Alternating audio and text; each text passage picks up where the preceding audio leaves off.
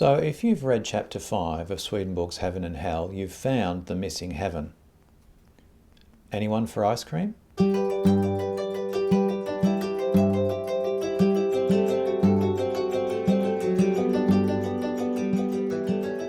So let's dive into chapter 5. If you remember, in chapter 3, Swedenborg wrote about the inmost or third heaven, which is love to the Lord. And he calls this celestial.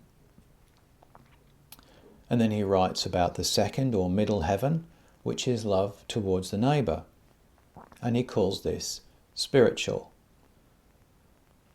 And now he talks about those who live morally and believe in a divine being, but do not care greatly about being taught, that they are in the outmost or first heaven, which is called natural.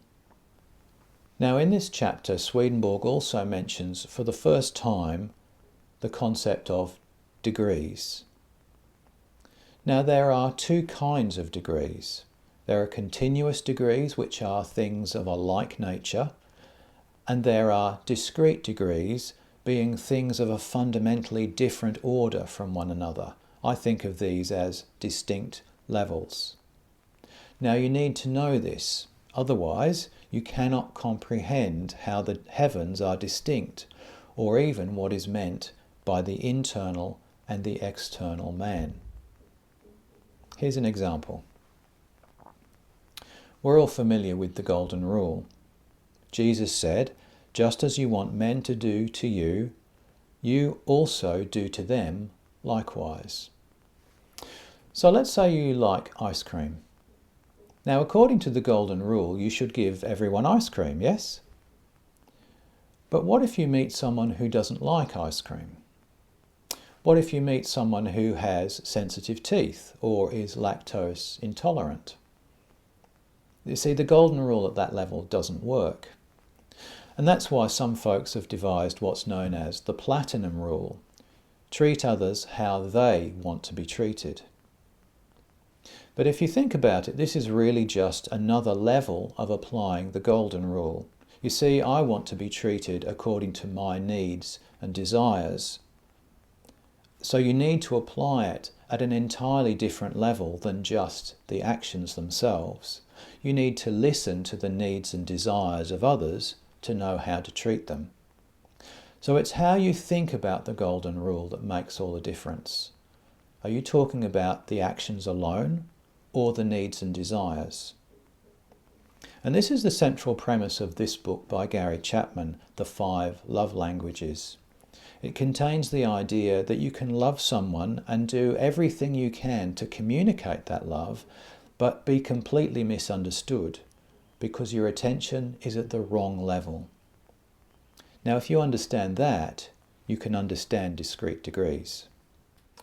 I read this article this morning, How to Recognize High Functioning Anxiety. And in it, I read this.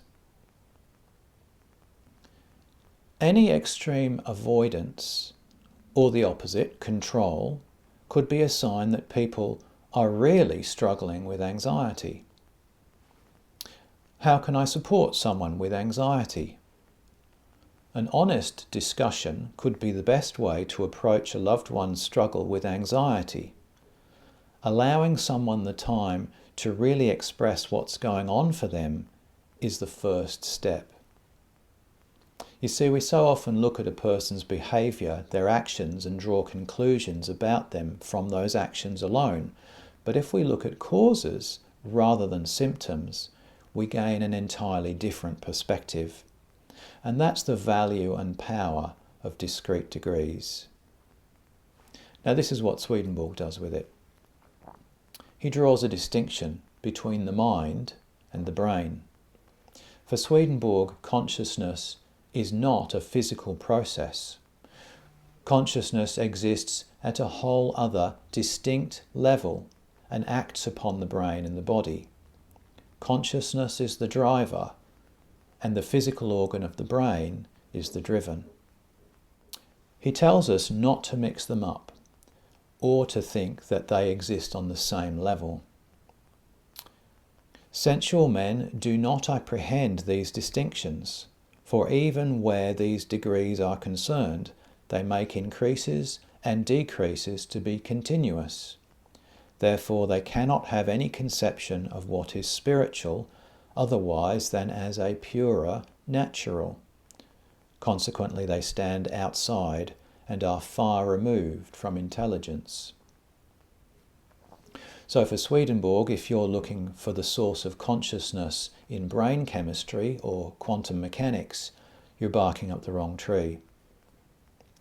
And that's from the guy with an understanding of the brain which is today recognised as more than 100 years ahead of his time. Go check it out. Looking at Swedenborg's influences today, I thought we'd turn to the visual arts.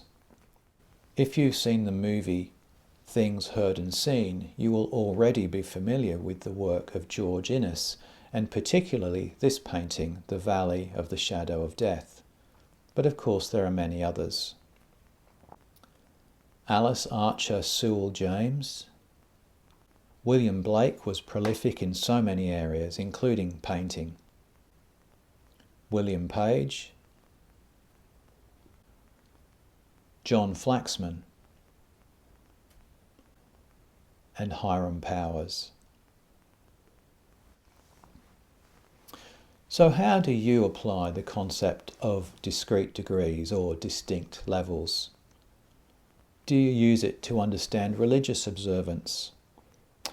Or how about your interpersonal relationships or mindfulness? I'd love for you to share your thoughts in the comments below. As always, you're welcome to read along with us, or indeed read ahead and ask any questions you might have in the comments. Enjoy the journey.